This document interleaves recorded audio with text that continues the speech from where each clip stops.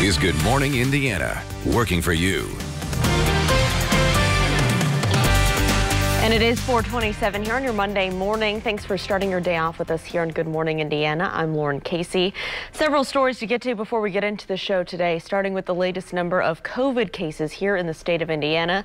Take a good look at your screen. The new cases reported Sunday, 927. That's actually the second highest day that we've had since we started tracking cases here in the state of Indiana. So not great news from over the weekend.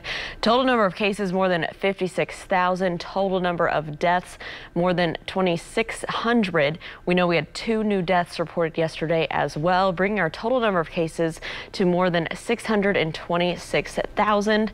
We do want to take a look at the hospital preparedness in our state. ICU bed capacity there on your screen, just over 35%. We also know the number of available ventilators in our state, 28.6%. The ventilators in use for COVID patients standing at 2.8% in our state. So we're going to continue to take a look at these numbers, take a look at what they mean for our state as we work to rebound from this pandemic and get into that new normal. So we'll break that down for you more this morning. And right now we do want to take a turn to our forecast. Todd Clausen is standing by. Todd, it was raining when I came in this morning. Yesterday it was so humid and warm, but after some of the rain we got down in Greenwood, it felt a lot cooler out in the evening hours. So what can we expect as people start a brand new work week? Yeah, you know, that rain helped a lot of things out. One, we needed the rainfall. Obviously, we didn't need some of the severe thunderstorm warnings that came with it, Lauren, but you're exactly right. Yesterday was so humid, and if we got into more in the way of sunshine, it would easily have been in the mid-90s, but those clouds from the storms kind of kept us a little bit cooler, which was a good thing, and then the rain came. Now, this morning, we're still dealing with some showers across parts of the area. Temperatures are in the 70s. All the rain, though, that we have this morning is very, very light. That is the good news, and we're only going to have to deal with it for just a little while longer as these light showers make their way through the area. Once we get into the afternoon hours, we should work our way into some sunshine. So that's going to be the good news. Temperatures are going to be back into the upper 80s once we get into that sunshine. So it's still a warm day, but as far as the rainfall goes, it's really just here this morning that we're going to deal with some of these light scattered showers. It's going to turn better this afternoon, but overall this week, still going to be pretty unsettled. We'll talk more about your extended forecast in just a little bit. All right, Todd, thanks so much. We are taking a look at some other issues people are talking about, and that is schools going back. So a lot of parents are wondering, do they send their kids back? Do they do a virtual option? And so the biggest district in our area, IPS, they are sending kids back into the classroom with a virtual option. And originally that was going to be the very beginning of August. However, we did learn that they are pushing back their school start date due to some changes going on with the pandemic and the COVID numbers here around Indianapolis. Now their start date will be August 17th, and they're still working on those options for parents, teachers, students alike. So we're going to be breaking down what this means and take a look at other districts across our area. Something else parents and students will have to decide in school districts alike is what to do with activities and extracurricular activities. A lot of students may be taking the virtual option, but we're going to see if that means they can't be a part of sports or activities at their school. We'll look at Franklin Township and what they're doing. That's coming up on Good Morning Indiana. This is Good Morning Indiana, working for you. As several more places begin to implement mask requirements, people are pushing back. Now at 4:30, why some Hoosiers say they're against mandates. Plus, Indianapolis Public Schools is delaying the start of the school year when students will return and the plans to keep them safe. And the Indiana Dunes National Park is launching a new coronavirus safety campaign. This morning, the message park officials have for visitors. It is 4:31 here on your Monday morning. Thanks for joining us on Good Morning Indiana. I'm Lauren Casey. Todd Clausen is standing by from home right now with a look at the radar behind you. And Todd, there's some rain when I made my way in here to downtown Indianapolis this morning. But what's going on right now around the area? Yeah, you know, there's still these light rain showers making their way through the area, Lauren. Nothing like yesterday afternoon and evening when we had that heavy rain and all those thunderstorms come through. This is just some light rain that's falling right now this morning across central Indiana, and it's starting to fall apart and weaken just a little bit. We'll give you a little tour of what's going on. Some of the more steady rainfalls from Rockville to Bainbridge up towards Crawfordsville and down to Greencastle here this morning. In and around the metro area, some light rain continues to fall throughout much of Marion County. County over towards Greenfield, some light rain showers. And as we slide to the north, a little bit of a heavier shower there just south of Winchester, north of Lynn, as you make your way through Randolph County. But that's really just about it. And these showers should continue to diminish here throughout the course of the afternoon or the morning hours. And then by this afternoon, we should be thinning the clouds out. It's not going to be a snap of a finger and we get into the sunshine. It's going to be a little bit of a slow process, but eventually we should get there, and the afternoon will be a little bit brighter. Right around 70 this morning in almost all locations as we work our way throughout the course of the day today, becoming partly sunny. Still warm out there as temperatures climb into the mid 80s, even with the cloud cover. So just be a little bit patient here this morning. The showers are very light. I don't really think they're going to hamper much of anything as far as travel goes, just more of an inconvenience than anything. We'll talk more about the extended forecast in just a little bit. Lauren. All right, Todd, thanks so much. Let's take a look right now at traffic as you're heading out on the roads this morning. This is I-65, a view near Keystone Avenue. This is south of the downtown area, and you can see traffic is moving along up to speed. We do have wet roads out there, so use caution, especially through these construction zones. This is an active construction zone, so you'll especially want to watch for any ponding out there on the roads as things are shifting around, and we'll continue to keep you updated if there are any delays, but right now it looks like everything south of downtown is traveling up to speed. On Sunday was supposed to be the last night of the Marion County Fair, but after a large fight and a shooting on Saturday, the board of directors decided to cancel it. According to IMPD, deputies with the Marion County Sheriff's Office were escorting juveniles from the fairground after a fight when 100 to 150 juveniles and adults rushed the fair gates, forcing their way inside. After that, multiple fights started and at least one juvenile male was shot. We spoke to a mother who was there with her son. She says she's glad that they made it out safely, and she used it as a teachable moment. Luckily for me, you know, I made it out safely and everything like that, but I'm trying to explain to him what it means to be an innocent bystander. It's not always like your situation that you could be affected by. And there were people there with their children and babies and infants and strollers, and it's just sad. Officers tell us that the boy who was shot is expected to be okay. A juvenile female and a sheriff's deputy were also injured. The Marion County Fairgrounds Board says despite that incident, they do consider the 8 days a success, and they're working to make sure that next year's fair is safe and secure. In Columbus, a lightning strike is being considered a possible cause for a large apartment fire on Sunday night. Around 5:45, Columbus Fire Department received a call about heavy smoke coming from the building at Stonegate Apartments. When crews arrived, they found flames coming from a roof of a two-story building. Residents there were already evacuating. Initially, they tried to fight the fire from inside, but low visibility and high heat forced them to move outside. It took almost 2 hours to get those flames under control. The number of off-duty firefighters were called in to help, and 18 people were displaced, 12 units damaged there due to that fire. Thankfully, no injuries were reported. As more cities and states and retailers begin to enforce wearing face coverings, some groups are fighting back. On Sunday, dozens gathered at the State House hoping to get Governor Holcomb's attention. The group Stop Government Overreach in Indiana say that they're worried that requiring masks out in public will soon become a statewide issue. Those we talked to at the protest say they do care about other people and their well-being, but they believe each person is responsible to take care of themselves. We stand for freedom, our right under God to take care of our own bodies, and we can do that very well if we're allowed that liberty to do our very best. I don't need to wear a mask for them to be safe. I'm responsible for my own health. They're responsible for their health. The group also says they're upset Governor Holcomb extended stage 4.5, but Governor Holcomb says Indiana is seeing an uptick in the percentage of Hoosiers who are testing positive for COVID-19, and the state is back on track planned data, and we're expecting to stay in stage 4.5 for at least the next 2 weeks. We do want to take a look at where those numbers are standing this morning. 927 new coronavirus cases were reported to the State Department of Health on Sunday. That is the second highest daily total since the pandemic began. The highest was back on April 26 when 946 new cases were reported. Indiana now has 56,571 confirmed cases of COVID-19. 2 new deaths were also reported. So far, 2,629 Hoosiers have lost their lives due to the virus. A total of 626,880 people have tested positive for the coronavirus in Indiana. 9% of those tests have come back positive. As of this morning, 36% of the ICU beds and 83% of the ventilators in our state are still available. It is 4:36 this weekend. Indianapolis Public Schools announced that it would be delaying the start of the school year. Classes were set to start on August 3rd, but that date has now been pushed back to the 17th of August. District leaders say they made that decision based on data from state and local health leaders, as well as government officials.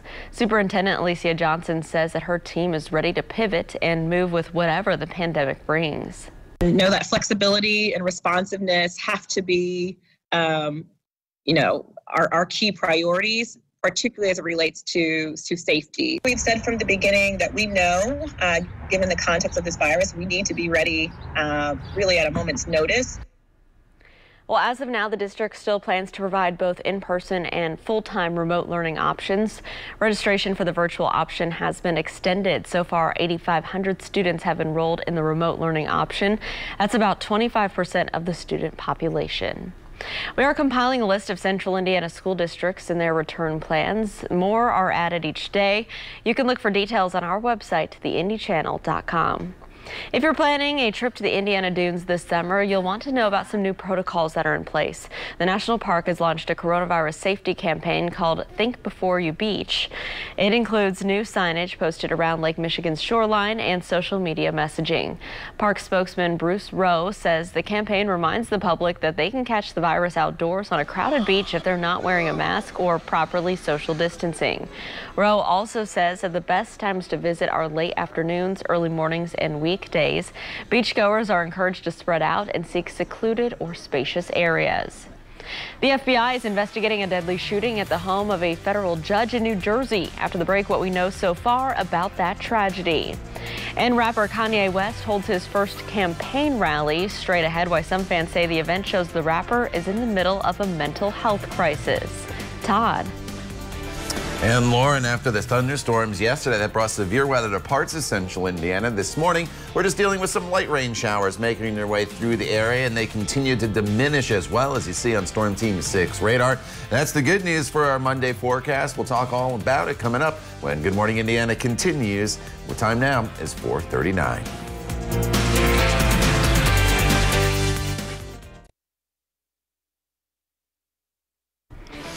Welcome back. The time right now is 4:42, and here's a live look right now at traffic over on the west side. This is I-70 and Lyndhurst Drive. You can see traffic over there is traveling up to speed. Keep in mind this week we still have that closure on westbound I-70 between the South Split all the way over to the west side near the airport. Collector ramps in the area still remain open, and of course we'll keep you updated. That project set to last through July 28th. New from overnight, U.S. Marshals and the FBI are investigating a shooting at a federal judge's home in New Jersey. Investigators say that a gunman dressed as a FedEx driver arrived at the home of Judge Esther Salas's house around 5 p.m. Sunday evening. Her son was shot and killed when he opened the door. Salas's husband, criminal defense attorney Mark Andrel, was also shot multiple times. He was rushed to the hospital and is currently listed as stable after having surgery. Police say Judge Salas was home at the time of the shooting but was not hurt. She has received threats in the past, but investigators are not sure if those threats are related to the shooting. The suspect is still on the run. Down in Louisville, a lawsuit claims that Breonna Taylor was alive and suffering for 5 to 6 minutes after being shot. In an interview with investigators, her boyfriend said that she was coughing after being shot. He also said police did not rush in to try and help her after shots were fired. According to recordings released by his lawyer, that is. The coroner refutes the claim, saying that given Taylor's injuries, medical care could not have saved her life either way. Taylor, a 26-year-old EMT, was shot multiple times when police were executing a no-knock warrant back in March. Her death has sparked multiple protests calling for officers involved to be arrested. At 4:43 now to Portland, Oregon, where city officials are demanding federal troops leave the city. Militarized units from Homeland Security and other federal agents flooded the streets after weeks of protests. The mayor is calling the federal response a direct threat to American democracy. ABC's Megan Tevrizian has the latest. This morning, the mayor of Portland, Oregon, demanding federal troops get out of his city. Leave. Your presence here isn't wanted. It's not needed. Mayor Ted Wheeler criticizing the Trump administration's decision to send the troops after more than 7 weeks of protests following the death of George Floyd, some of them violent. 4 or 5 men came out, jump out, and just start rushing at all of us. It was absolutely terrifying. An internal Homeland Security memo obtained by the New York Times says many on the ground are not even properly trained. Unmarked vehicles driving into crowds, pulling people off the streets without any probable cause, as far as I can tell. And the people who are engaging in those activities aren't even willing to identify who they are, and they don't wear insignia on their uniforms. That's a real threat to democracy. Now, top Democrats in the House are calling for an immediate investigation of the Justice Department and Homeland Security Department, questioning the use of force. On Fox News Sunday, President Trump defended the arrests. You know, if you look at what's gone on in Portland, those are anarchists, and we've taken a very tough stand. If we didn't take a stand in Portland, you know, we've arrested many of these leaders. If we didn't take that stand, right now you would have a problem like, they were going to lose Portland. But Wheeler insists the troops are escalating the situation. There's no question in my mind that this is a very cynical ploy on the part of the Trump White House. It's targeting not only the city of Portland, but other democratically controlled cities. And I absolutely believe that the play here is to support his own base. Oregon's Attorney General is now suing a list of agencies claiming they're seizing people without probable cause in violation of their civil rights. Megan Tavrizian, ABC News, San Diego. After much back and forth, it now seems that Kanye West is still running for president. The rapper held his first presidential campaign event in South Carolina on Sunday evening. He touched on a wide range of topics, from his battle with opioids to his business dealings and faith, before elaborating on his pro-life stance. West broke into tears, saying that his wife Kim Kardashian brought their first child, Northwest, into the world even when he didn't want to. Many fans took to Twitter to express concerns after the rambling speech, saying West may be in the middle of a bipolar episode and in need of mental health. Congratulations are in order to Britain's Princess Beatrice, the 31-year-old who is the 9th in line to the throne and the granddaughter of the Queen, got married in a private ceremony at Windsor Castle Friday morning. Having shared 2 official pictures the day after their nuptials, the couple released 2 more photos on Sunday. Beatrice wore several items on loan from the Queen for her big day, including a vintage ivory dress. She also wore a diamond-fringed tiara worn by Queen Elizabeth on her own wedding day. The pair have been engaged since last September, but the coronavirus pandemic interfered with the original wedding date of May 29th. The UAE has successfully launched its first spacecraft bound for Mars, making history as the Arab world's first interplanetary mission. The spacecraft, called Hope, launched Sunday morning from Japan. It's expected to reach Mars by February 2021 and will remain in orbit for 1 Martian year, or about 687 days on Earth. Although humans have never set foot on the planet, the race to get there has never been busier. 3 countries, the UAE, China, and the U.S., are all embarking on missions this summer, taking advantage of the biennial window when Earth and Mars are closest together. Time now for a check of our forecast. Todd, that's pretty cool. We'll have to stay tuned to that mission. What can we expect for the weather here this week? You know, I love seeing that kind of stuff. I love all things space, as you probably could imagine. That's why a lot of times I talk to you about full moons and comets and other lunar things that are taking place. So pretty cool. We'll see who gets to Mars first. All right, outside right now we're dealing with some rain showers that are making their way through central Indiana. Nothing like we had yesterday afternoon and evening when that heavy rainfall came in. These are just all light rain showers making their way through the area, and they're in the process of getting even weaker and falling apart. So that's the good news as we go forward throughout the morning commute. Unless you have to get on the roadways immediately here, we will be dealing with just these light rain showers, and they'll fade away. You notice them as you make your way through the metro area. I just went outside of my house to check, and there's not really much even falling in downtown Indianapolis. And then as we work our way down towards Greenwood and over towards Greenfield, we're dealing with some light rain showers. We'll slide a little further to the east east, Newcastle to Economy over towards East Germantown as you make your way into Wayne County. And we're dealing with just a few spotty showers, and that's just about it. And over this 2-hour radar loop, you can see less and less in the way of green, which is obviously the rain. So we will continue that trend of the rain decreasing across the area this morning. It's going to take a little while to get rid of the cloud cover, though.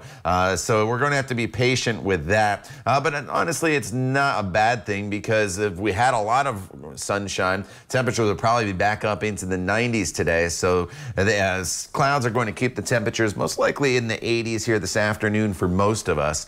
As we go throughout the day, we can't rule out the chance of a spot sprinkle for you, or maybe 1 or 2 of them as we get into the afternoon hours. But we're not looking at anything substantial going forward. That is the good news. And then this evening, we should be in pretty good shape. Temperatures today, not bad. We're sitting right around 70 degrees as a whole across most of central Indiana, and we'll climb up into the mid 80s. That's seasonable for this time of year temperature wise. Again, it's just not going to be a completely sunny day for us, but that's not going to be too bad. Tomorrow we bring more showers back into the forecast. There could be a few of them in the morning, and then thunderstorms will develop throughout the afternoon hours, as you see here on TrueCast. So tomorrow's storms, while they're isolated, will have the potential to be a little bit stronger than the rainfall we're seeing here this morning. And overall, the next 7 days, little unsettled. There's storm chances in the forecast really every workday this week. And then once we get to the weekend, we'll take the storms out of the forecast. But look at the heat builds back in. High temperatures at this point, Lauren, look like they're going to be in the 90s on Saturday and Sunday. All right, Todd, thank you. Let's take a look right now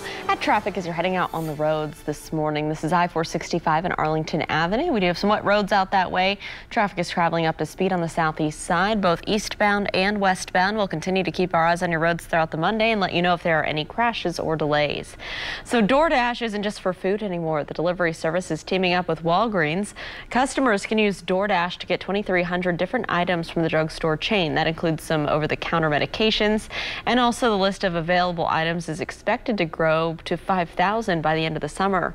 Right now, the service is only available in Chicago, Atlanta, and Denver, but Walgreens plans to extend this to other cities very soon. Taco Bell says it will change its menu next month to reflect how its restaurants are operating during the pandemic. The chain is getting rid of some fan favorites as well. Grilled steak soft tacos, the 7-layer burrito, and a few specialty snack items will no longer be available. But Taco Bell is adding a beef burrito for $1 and a $5 grande nachos box. Since focus groups are not possible right now, the chain says it's using drive-through taste testers to try out the new items. A California neighborhood pulled off a sweet surprise for their postal worker. Coming up, see how they came together to throw a surprise baby shower. And the pandemic has forced some organizations to change the way that they help those in need.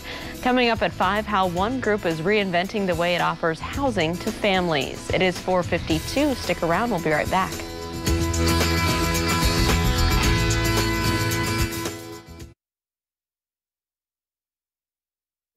It is 4:55. Well, you know the motto, neither snow nor rain nor heat nor gloom of night can stop the USPS.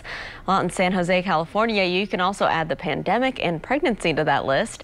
To thank their beloved postal worker, residents in one neighborhood organized a sweet baby shower surprise fit for the pandemic. Everyone put out balloons or streamers or signs, even small gifts at a distance, of course. They say they just wanted to make her day a little bit brighter. Oh, what a sweet idea. I bet she appreciated that. All right, Todd, for anybody who has any plans for this Monday morning, what do they need to expect as they head out on the roads?